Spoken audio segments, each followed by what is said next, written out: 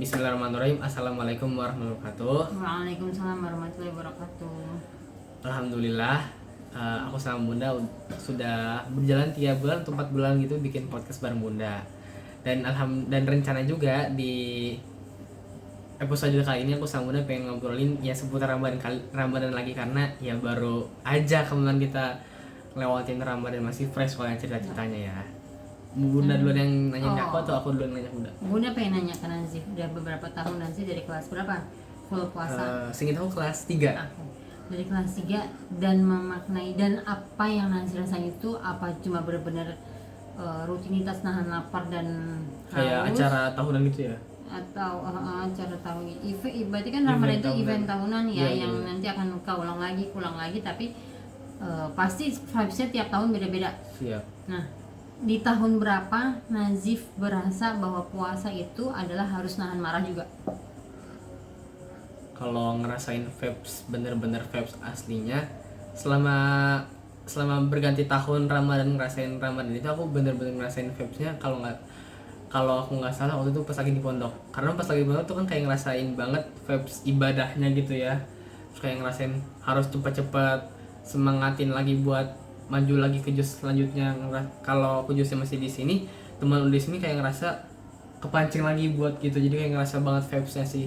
Terus selama tahun-tahun sebelumnya dan tahun-tahun setelah di pondok aku kayak nggak terlalu ngerasa itu tadi. Kalau Bunda sendiri gimana? Ya berarti kalau Bunda tuh ya berasa sih bahwa kan teorinya juga gitu ya, harus menahan kesal, mengelola lah, walaupun kita kesel tapi kita ekspresi keluarannya tuh jangan sampai kepancing setan untuk meluap-luap gitu kan. Iya, siap. Dan itu lumayan sih, kadang makanya Bunda minta maaf nih sama Nazif kalau lagi Bunda emosi pengen meluap-luap, Bunda yang Nazif bentar dulu, diam dulu, Bunda tuh perlu waktu dulu sendiri gitu kan. Nah, tapi ternyata makin kesini vibes yang terakhir dengan keberadaan si sosmed itu, ternyata puasa itu nggak cuma nahan marah ya gitu. Puasa itu kita harus memanage waktu kita untuk benar-benar kontrol Manajemen waktu itu ya. manajemen waktu untuk menggunakan sosmed itu lebih bermakna di dalam Ramadan. Yang berharapnya pasti setelah Ramadan, walaupun bukan di bulan Ramadan, pasti mudah-mudahan tetap kebawa gitu kan. Kebiasaan-kebiasaan itu. Terus jangan siap-siap aja, yakin siap nih. Kan aku nyeletuk siapnya aja gitu. Setelah Ramadan mungkin aku setelah Ramadan bakal ngelakuin pelan-pelan gitu. Nah, punya planning apa setelah Ramadan? Tadi rencananya aku padahal pengen nanya gitu ke Bunda duluan. Aku belum, mungkin ada rencananya ngikutin gimana ya. Rencananya aku nggak terlalu kepikiran rencananya gitu. Iya. Mungkin Bunda ada rencananya. Masing-masing pasti punya rencana, punya plan ya, karena kan Ramadan itu sebuah event setahun sekali ya. Iya. Dan jangan, kalau bisa ya, namanya juga teori, kita pasti masing-masing belajar bahwa jangan cuma sekedar menyambut Ramadan di awal terus puasa sebulan, abis itu lagi Idul Fitri, terus berulang lagi tahun depannya tanpa ada penaikan level iman takwa kita gitu nggak sih? Iya. Tadi Bunda juga sempat bilang tentang apa sih? Mungkin tadi Bunda kan nanya ke aku cara buat mengatasi manajemen waktunya, dan kalau kita kesel sama orang, kepancing kesel, gimana cara mengatasi keselnya itu. Tadi Bunda sempat tanya ke aku, tapi aku belum tahu gimana ke depannya setelah Ramadan, karena aku kayak mungkin lebih terbilang kayak let it flow gitu ya, kayak ikuti air mengalir, jadi kayak nggak terlalu ada rencana, tapi nggak terlalu rencananya digituin. Jadi mungkin gimana ya? Kayak Nazib bilang tadi, kalau lagi di pondok, kalau ngelihat temen yang ternyata udah justru udah banyak, jadi Nazif termotivasi ya untuk ngejar. Nah, sepertinya itu bisa kita terapkan di luar pondok ataupun di lingkungan manapun dan kapanpun, tapi kita sendiri yang harus pasang targetnya. Nggak usah melihat ke diri orang lain bahwa mereka udah lebih, tapi lihat ke diri kita. Kemarin misal nih Ramadan tahun lalu di 10 hari pertama kita udah berapa, misalkan dalam hal baca Qur'annya ya, kita udah sampai juz berapa. Nah, berarti alangkah baiknya di Ramadan berikutnya kita udah lebih lagi kan.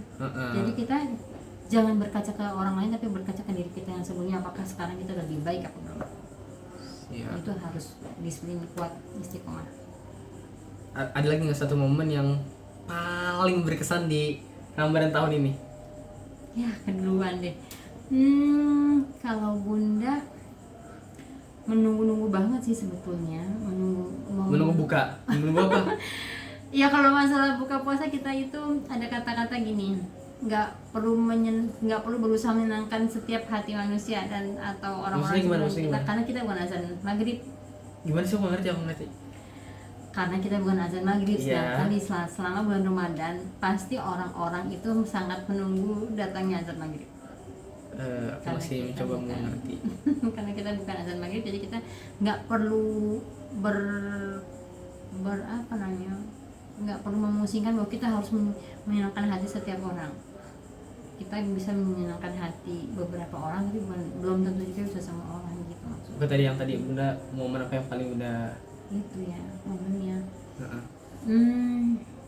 Momen azan maghrib. Sebagai apa ya? Aduh, nanti duluan deh yang nyebut.